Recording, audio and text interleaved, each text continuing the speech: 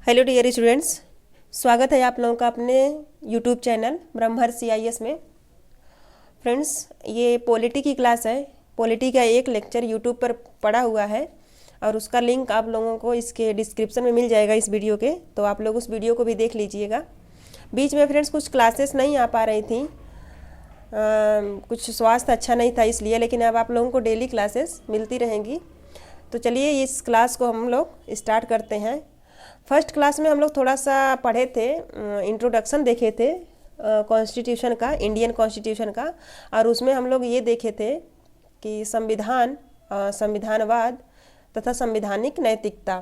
तो इसे हम 3 लोग अच्छे से पढ़े थे, 3 टॉपिक को।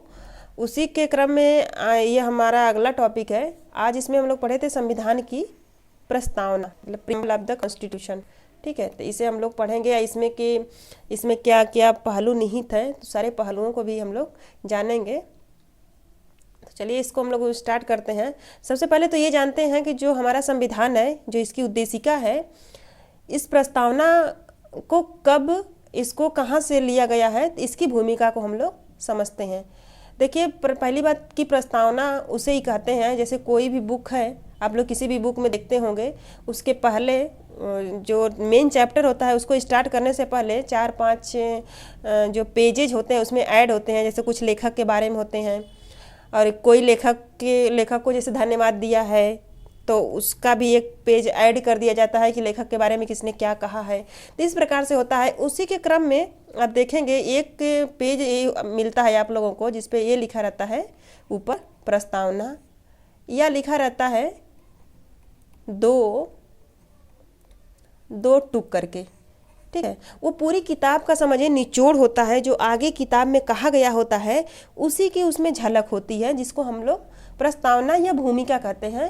तो उसी प्रकार से जैसे किसी भी किताब की भूमिका या निचोड़ को हम लोग प्रस्तावना कहते हैं, उसी प्रकार से संविधान के भूमिका या परिचय को, या जो संविधान के बारे में पूरी जानकारी देता हो, जो उसमें उसकी झलक मिलती हो हमारे कॉन्स्टिट्यूशन की, उसे हम लोग क्या बोलेंगे, उसे प्रीएम्बल बोलेंगे।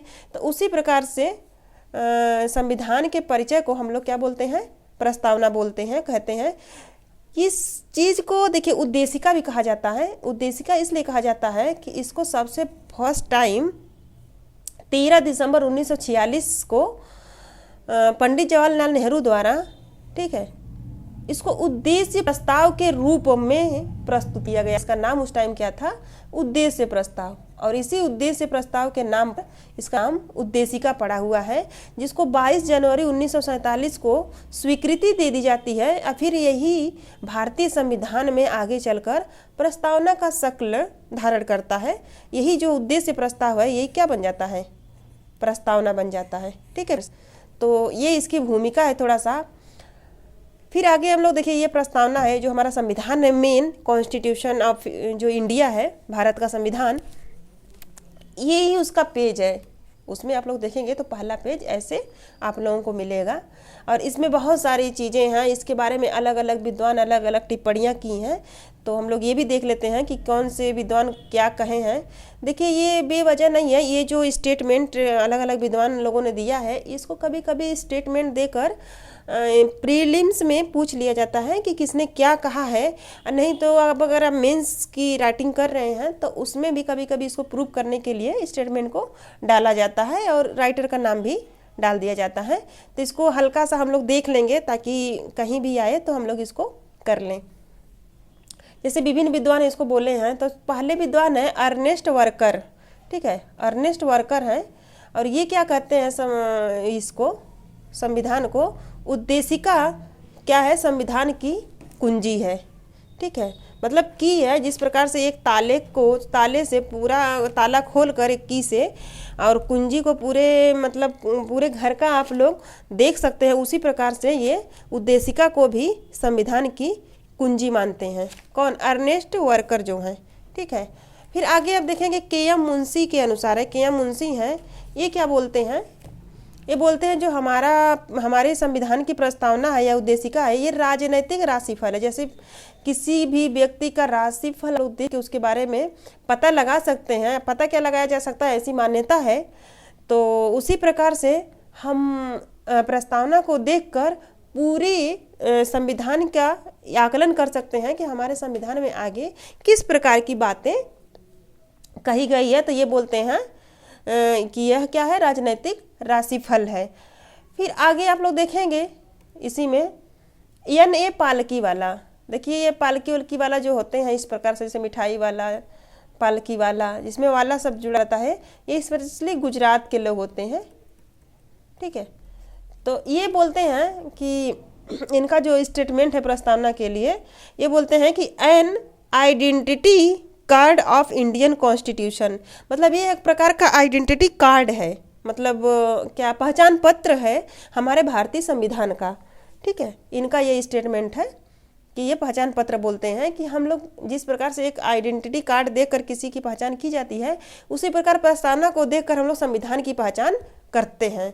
फिर देखेंगे दुर्गादास भार्गव या सुभाष कश्यप, सुभाष कश्यप और दुर्गादास भार्गव दोनों लोगों का स्टेटमेंट है कि the soul of constitution, the soul of constitution मतलब प्रस्तावना संविधान की आत्मा है, यह इसकी आत्मा है, इसका इससे निकाल दिया जाएगा तो ये संविधान एक सिर्फ शरीर रूपी बनकर रह जाएगा। इसलिए प्रस्तावना का ये लोग क्या बोलते हैं, उसकी आत्मा है और इसको संविधान के साथ जुड़ा रहना बेहद ही आवश्यक है, ठीक है। इसकी इतनी अहमियत देते हैं ये लोग। फिर आगे देखते हैं दुर्गादास बसु अथवा DD बसु, भारतीय संविधान के उद्देश्यों में स्वाधीनता संग्राम के आदर्श समाहित हैं। ये बोलते हैं जो भी हमारे स्वाधीनता संग्राम लोग थे, जिन्होंने स्वाधीनता संग्राम के लोग, उनके क्या मिलता है, इसमें आदर्श मिलता है, आदर्श दिखाई देता है।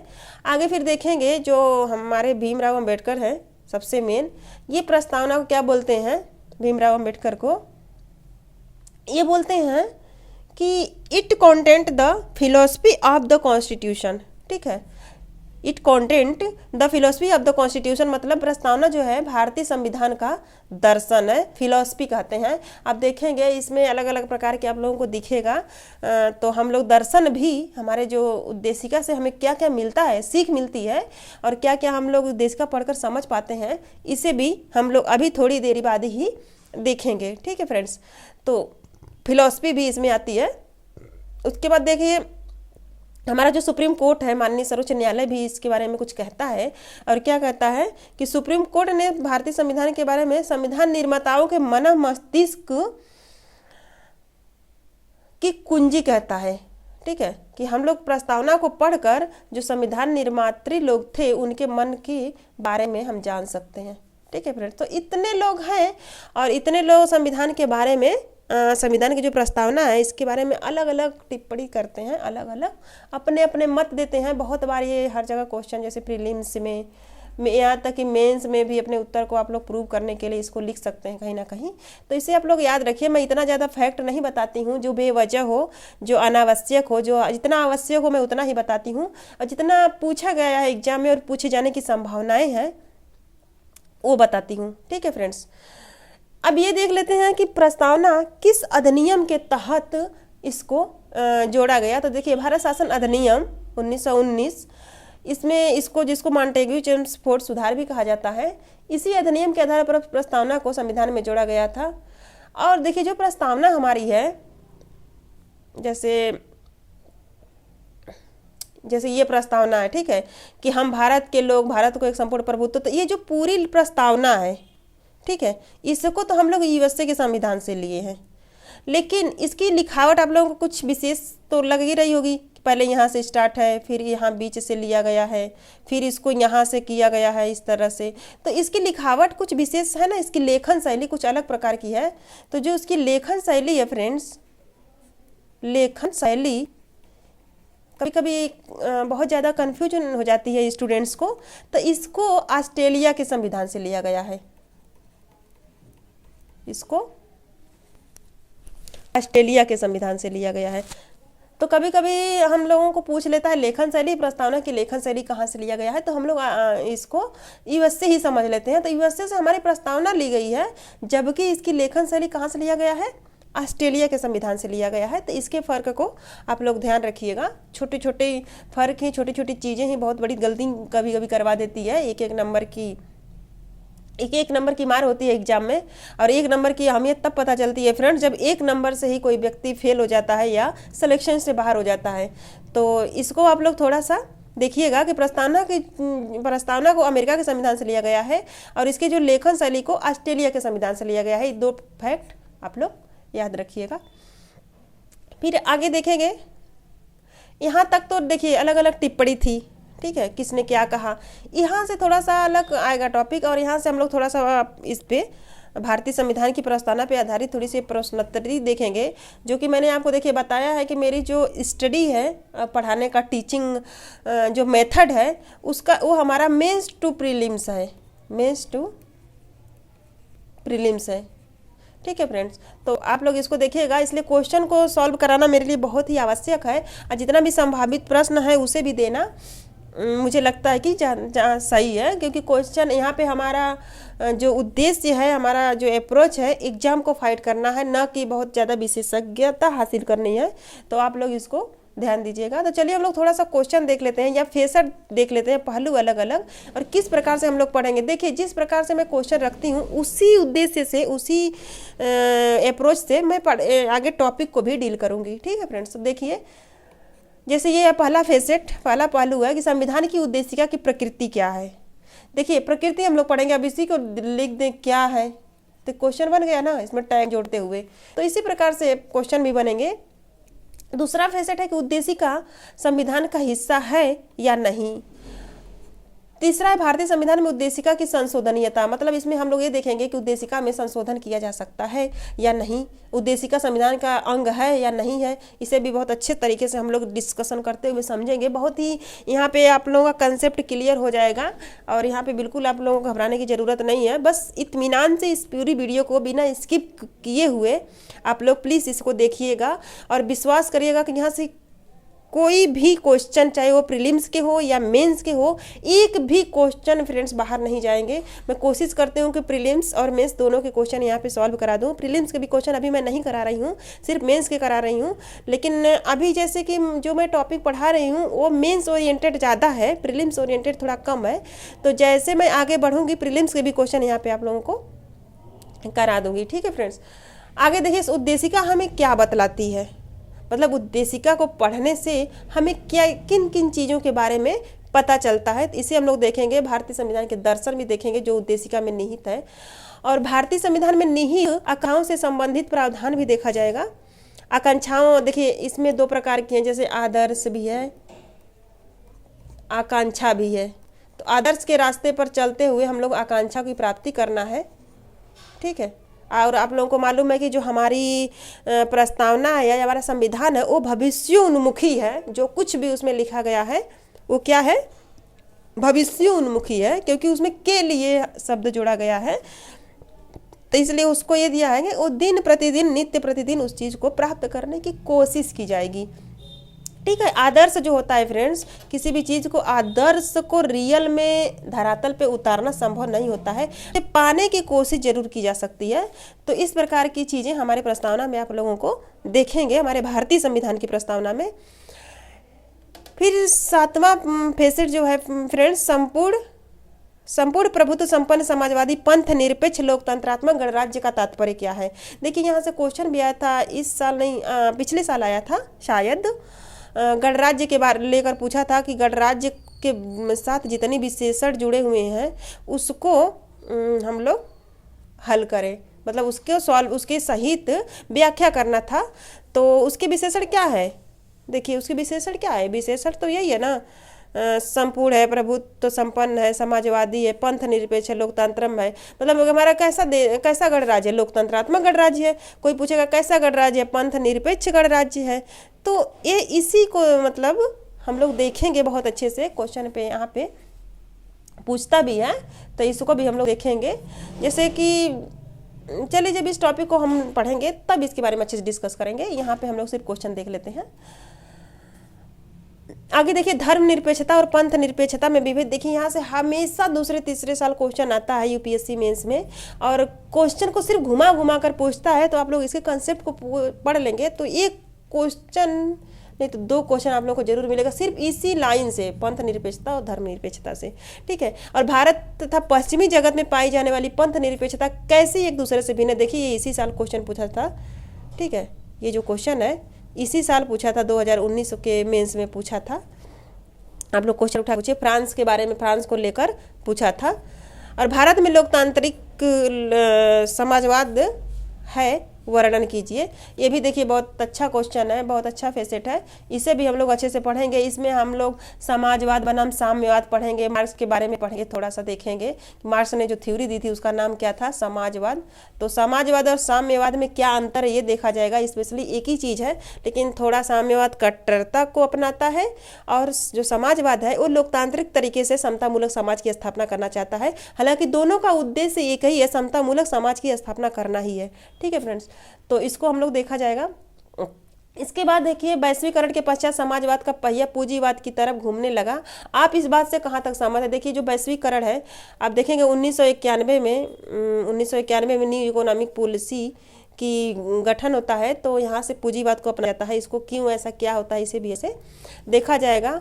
फिर ये चीज़ देखिए बहुत ज़्यादा इम्पोर्टेंट है कि यूं तो मूल संविधान विभिन्न प्रावधानों के तहत समाजवाद, पंथ निरपेक्षता, अखंडता इत्यादि की बात पहले से ही कर रहा था। जैसे आप लोग देखेंगे समाजवाद, पंथ निरपेक्ष और अखंडता, ये 3 शब्द बाद में जोड़ा गया हमारे संविधान में, 1976 में जोड़ा गया है इंदिरा जी के शासनकाल में, 42वें संविधान संशोधन द्वारा।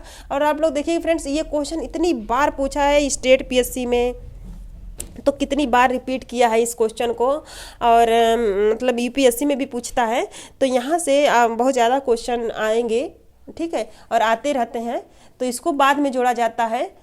और बावजूद इसके मतलब इसकी बात हमारे मूल संविधान में पहले से था, लेकिन ये खुलकर शुरू में इसे लोग नहीं इसको प्रदर्शित किए थे, मतलब उसमें नहीं जोड़ा गया था।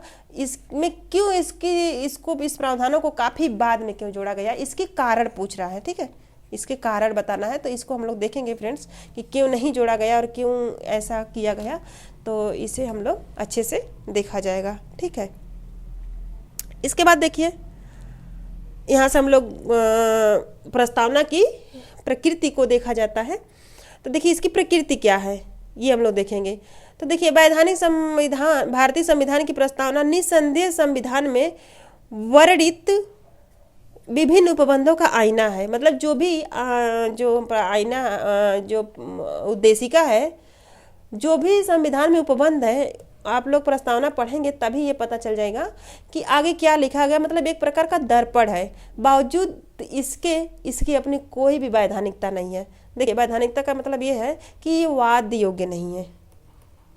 क्या नहीं है? वाद योग्य नहीं है, ठीक है। वाद योग्य का मतलब कि अगर उस पालन नहीं होगा तो यह आप किसी कोर्ट में इसको चैलेंज नहीं कर सकते हैं। जैसे प्रस्तावना में वर्णित किसी भी उपबंध की अवहेलना करने पर कानून के समक्ष चुनौती नहीं दी जा सकती है, ठीक है। कानून के समक्ष जैसे कोई भी चीज़, जैसे मूल अधिकार है, तो आपको अगर मूल अधिकार से वंचित किया जाएगा तो इसके लिए आप सीधे सुप्रीम कोर्ट का दरवाज़ा, हाई कोर्ट का दरवाज़ा खटखटा सकते हैं, वहाँ पे जाके कानून के समक्ष उसको चुनौती दे सकते हैं। लेकिन प्रस्तावना में ऐसा नहीं है। उद्देशिका गैर न्यायोचित है। गैर न्यायोचित का मतलब यही हुआ, उद्देशिका गैर न्यायोचित है। इस उद्देशिका के लिए कोर्ट में अपील नहीं की जा सकती और यह अपरिवर्तनीय है, अपरिवर्तनीय है, ठीक है। इसकी प्रकृति जो है अपरिवर्तनीय है। आगे देखेंगे फ्रेंड्स कि संविधान की हिस्सा है या नहीं है। प्रस्तावना संविधान का हिस्सा है या नहीं है। तो देखिए इसमें 2 विचारक हैं, परंपरागत विचारक, परंपरावादी विचारक या उदारवादी विचारक। तो पहले बात की परंपरावादी विचारक को देखते हैं। ये लोग बोलते हैं कि जो हमारी ये है प्रस्तावना है, ये संविधान का हिस्सा नहीं है, क्योंकि जो कुछ भी इनका कहना ये है कि जो कुछ भी प्रस्तावना में इस तरह से प्रदर्शित है, ये तो आगे संविधान चैप्टर वाइज चैप्टर हम लोग अध्ययन करेंगे तो इस चीज़ को तो हमें मिल ही जाएगा, इसके बारे में तो जाने जाएंगे। तो इसको अगर फाड़ा जाए मूल संविधान से तो कोई मतलब नहीं है, इसके कोई बहुत ज़्यादा फर्क नहीं पड़ेगा। और इन्हीं की टिप्पणी को लेकर आगे जब सुप्रीम कोर्ट ने 1960 में एक केस आया था, बेरूवारी संघ केस, ठीक है, इसमें इसने ये बोल दिया था कि इसने घोषित किया कि उद्देशिका संविधान का हिस्सा नहीं माना जाना चाहिए। ठीक है, 72 तक चलती रही। लेकिन जो उदारवादी विचारक इन्होंने क्या कहा कि मैं माना कि संविधान की जो प्रस्तावना है वो गैर न्यायोचित है, अपरिवर्तनीय है, इसके बावजूद भी इसकी अपनी अहमियत है, क्योंकि यह एक दर संविधान का, यह अलग अलग प्रकार के लोग टिप्पणी दिए और इनकी टिप्पणी को ध्यान में रखते हुए सुप्रीम कोर्ट ने 1973 में एक केस आता है केशवानंद भारती बनाम केरल राज्य, ठीक है।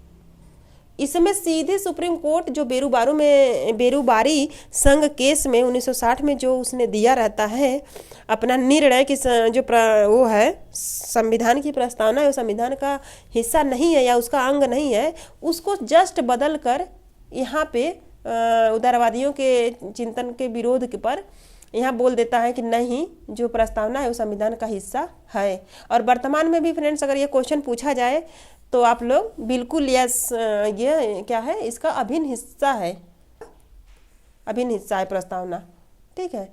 तो आगे जब देखिए इसको हिस्सा मान लिया जाता है तो जिस प्रकार से संविधान के सारे प्रावधानों में संशोधन किया जाना जायज है वो नाजायज नहीं है, उसी प्रकार से जब केशवानंद में ये चीज़ मान लिया गया कि यह संविधान का अभिन्न अंग है तो इसके फलस्वरूप इसमें भी संशोधन किया जा सकता है, ठीक उसी प्रकार से जैसे कि संविधान के अलग प्रावधानों में होता है तो इसमें संशोधनीयता भी जायज है। लेकिन एक इसमें शर्त होता है कि संशोधन इसमें तभी हो सकता है इसके मूल ढांचे में परिवर्तन नहीं लाया जा सकता, ठीक है। जो इसका मूल ढांचा है उस समय परिवर्तन नहीं लाया जा सकता, ठीक है। और सर्वोच्च न्यायालय के इस निर्णय की बुनियाद पर ही बाद में आप लोग देखेंगे में 42वें संविधान संशोधन द्वारा उद्देशिका में या प्रस्तावना में संशोधन कर दिया जाता है और इसके फलस्वरूप समाजवाद, पंथ निरपेक्षता और अखंडता, तो इससे कोई उसका मूल ढांचा में परिवर्तन तो होता नहीं है, इन जोड़ दिया जाता है, ठीक है। तो संशोधनीयता हो जाती है। उसके बाद आप लोग देखेंगे कि 1994 है SR बम्बई बनाम भारत संघ, ठीक है। कि जो सुप्रीम कोर्ट के केस होते हैं उसको मैं इसलिए दे देती हूँ कि जैसे कहीं भी आप लोग अपने आंसर लिख रहे हो तो उसमें उसको प्रूव करने के लिए सुप्रीम कोर्ट का केस डालना बहुत ही ज़्यादा अच्छा माना जाता है। आप लोग उसको डालकर अपने आंसर की पुष्टि कर सकते हैं, ठीक है फ्रेंड्स। तो आप लोग इसको थोड़ा सा हल्का सा याद रखा करिए और जब कहीं भी इस चीज़ के बारे में लिखते रहिए तो आप लोग इसको लिख सकते हैं। इससे एग्जामिनर पर बहुत ही अच्छा इम्पैक्ट पड़ता है और आपके 1 नंबर आधे नंबर वहाँ एक्स्ट्रा मिल जाते हैं। तो इसी प्रकार से हर क्वेश्चन में मिलते रहेंगे तो ऐसे ही हमारे बहुत सारे क्वेश्चन को नंबर जुड़ के ज़्यादा हो जाते हैं, जो कि हमारे लिए बहुत ज़्यादा, जब ओवरऑल मेरिट बनती है तो बहुत ज़्यादा फायदा होता है। तो इसमें देखिए साफ ये कह दिया गया कि संशोधन तभी मुमकिन है जब संविधान की आधारभूत ढांचे के साथ कोई भी परिवर्तन नहीं होगा, अर्थात मूल ढांचे में संशोधन संभव नहीं है अगर मूल ढांचा को बचाए रखते हुए प्रस्तावना में संशोधन किया जा सकता है। तो ये थी, और इसमें देखिए एक और है दूसरी फेसेट जो हम लोगों ने पढ़ा था कि उद्देशिका हमें क्या बतलाती है। तो देखिए 3 चीज़ उद्देशिका पढ़ने से हम लोगों को ज्ञात होता है, 3 चीज का, ठीक है। देख लेते हैं क्या और है।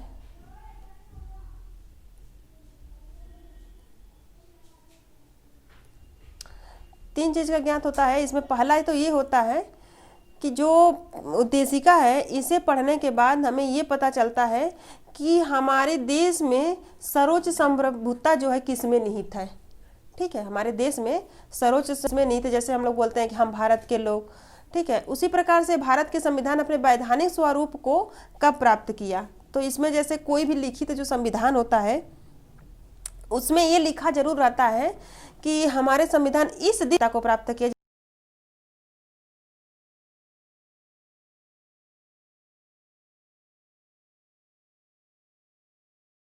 26 नवंबर को संविधान दिवस भी मनाया जाता है। उसके बाद भारतीय संविधान में निहित दर्शन क्या है इसे भी हम लोग देखेंगे, ठीक है। आगे देखिए कि देश के अंदर सर्वोच्च संप्रभुता किसमें निहित है। इसमें देखिए कि संविधान की समस्त शक्तियों का वास्तविक स्रोत भारत के लोग हैं, क्योंकि जब हम प्रस्तावना के प्रथम व अंतिम वाक्य, जैसे हम भारत के लोग, ये तो प्रथम वाक्य है, अंतिम वाक्य देखेंगे, अंगीकृत, अधीन और आत्मर्पित करते हैं। पर इस सब दोनों लाइनों पर अगर गौर करेंगे तो हम लोग देखेंगे कि संविधान की समझ शक्तियों का स्रोत किसमें निहित है? भारत के लोगों में है, मतलब भारत की जनता में है। भारत का संविधान ही भारत की जनता द्वारा बनाया गया है और इसमें जो सारी शक्तियों का स्रोत है भारत की जनता में है और समूह के जितने भी आधार हैं उनके आधार पर इन लोग अपनी शक्तियों का उपयोग करते हैं। तो सर्वोच्च जो संप्रभुता जो है इसमें किसमें निहित है? भारत की जनता में। ठीक है, अगला है कि इसमें देखिए इसी को प्रूव कर, जैसे मान लीजिए कभी आपसे क्वेश्चन पूछ दिया जाए कि संप्रभुता किसमें निहित है और ऐसे भी क्वेश्चन लिख रहे हैं तो ये आप आंसर में अपने ये डाल सकते हैं आंसर की पुष्टि करने के लिए। जैसे इस केस के माध्यम से माननीय सर्वोच्च न्यायालय ने यह कहा था कि भारतीय संविधान के लोगों के अंदर से निकला यह एक वैधानिक ड्रामा है। इस बात की पुष्टि के लिए आप किसी भी न्यायालय का दरवाजा नहीं खटखटा सकते। वही बात है कि इस प्रस्तावना में जो भी कुछ दिया गया है, कभी ये नहीं कि चले जाओ चैलेंज करने कोर्ट में, नहीं, ऐसा कुछ नहीं किया जा सकता, मतलब ये वाद योग्य नहीं है। ठीक है, उसके बाद भारतीय संविधान अपने वैधानिक स्वरूप को कब प्राप्त किया? तो हम लोग को पता है कि 26 नवंबर 1949 को। ठीक है, और उसी के द्वारा संविधान का निर्माण हुआ जिसका भारत के लोगों द्वारा अनुपालन किया जाता है। तो ये चीज़ें से